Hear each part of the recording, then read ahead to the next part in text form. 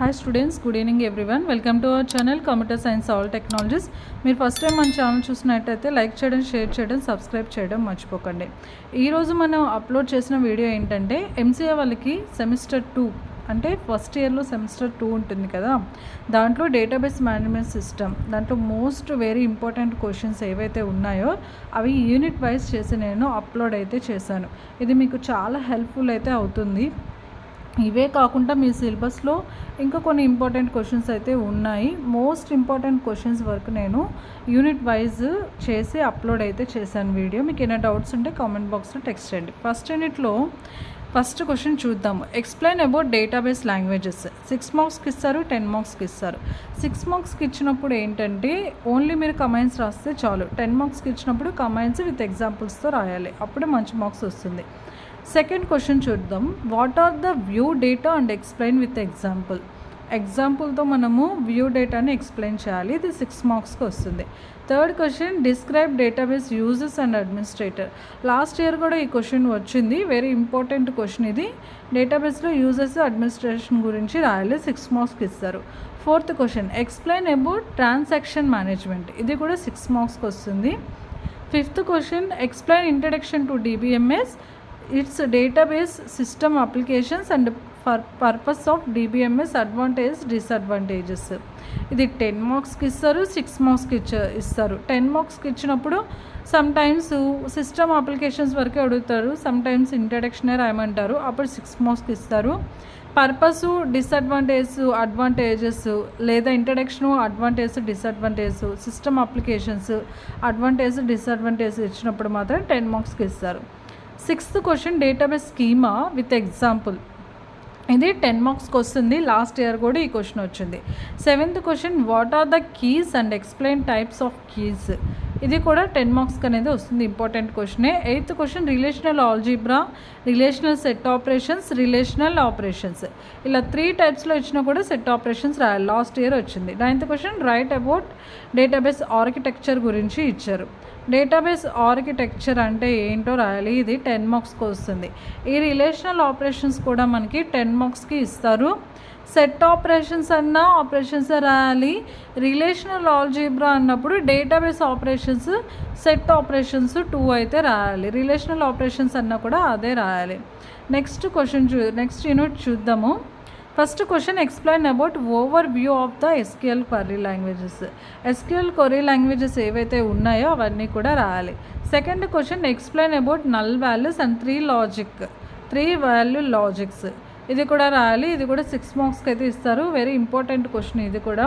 Third question explain about aggregate function, ఇది 10 మార్క్స్కి ఇస్తారు, వెరీ వెరీ ఇంపార్టెంట్ అమ్మ, ఈ ఎల్లో మార్క్లో డ్రా చేసి ఉండేవన్నీ కూడా. Fourth question write about integrity constraints, ఇది 6 మార్క్స్కి వస్తుంది. Fifth question describe about SQL data types and schemas authorization, ఇది 10 మార్క్స్కి వస్తుంది. Sixth question explain about nested sub queries, ఇది 6 మార్క్స్కి అయితే ఇస్తారు.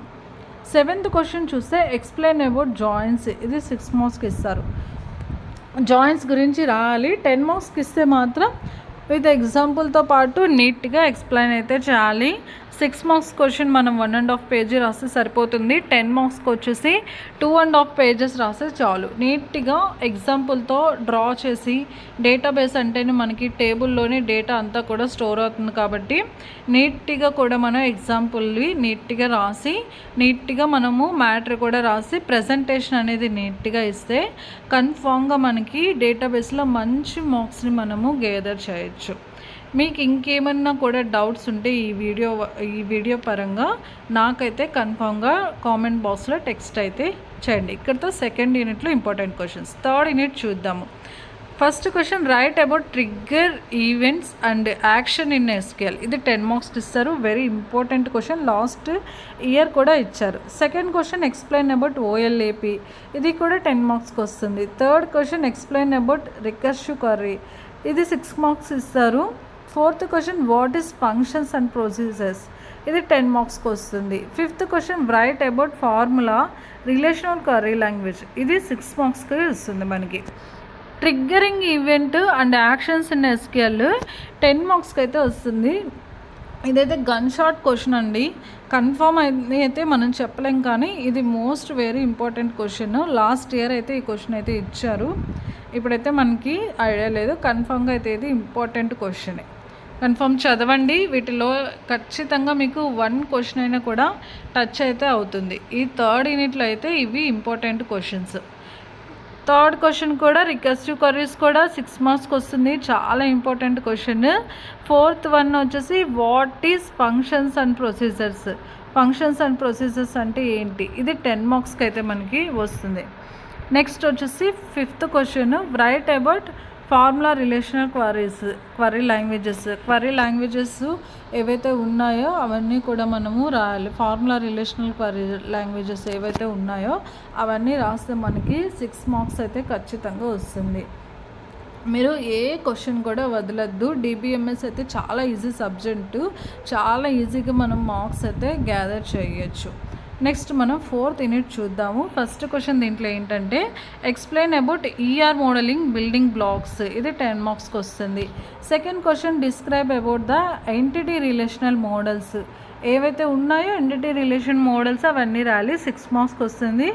Third question write about ER diagram, 6 మార్క్స్కి వస్తుంది. Explain about constraints, 4th question, ఇది కూడా 6 మార్క్స్కి వస్తుంది. 5th question explain removing redundant attributes in entity sets, ఇది కూడా మనకి 10 మార్క్స్కి అయితే వస్తుంది. 6th question write about design process, ఇది 6 మార్క్స్కి వస్తుంది. 7th question explain about atomic domains and first normal form. Atomic అంటే ఏంటి, డొమైన్స్ అంటే ఏంటి, ఫస్ట్ నార్మల్ ఫామ్ గురించి రాస్తే చాలు, 10 మార్క్స్కి అయితే వస్తుంది ఇది కూడా. 8th question write about decomposition using multivalue dependency and functional dependencies, ఇది కూడా మనకి 10 మార్క్స్కి అయితే వస్తుంది. 9th question explain about functional dependency theory, ఇది కూడా మనకి 6 మార్క్స్కి అయితే వస్తుంది. ఇవైతే చాలా ఇంపార్టెంట్ అండి. ఇది అన్నీ ఇంపార్టెంట్. ఈ 4th యూనిట్లో అయితే మనకి ఈ క్వశ్చన్స్ అన్నీ చదివితే అట్లీస్ట్ 2 క్వశ్చన్స్ కన్ఫామ్గా మనకి టచ్ అవుతాయి.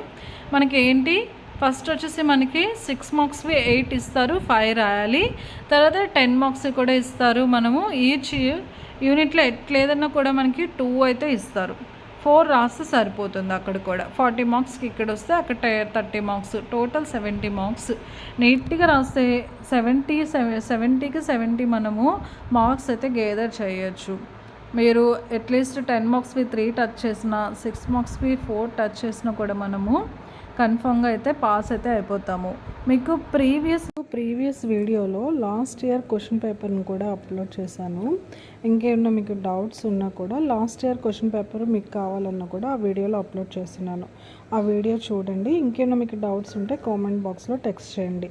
మన ఛానల్ని సబ్స్క్రైబ్ చేసుకోవడం మర్చిపోకండి. Thanks for watching this video. Thank you.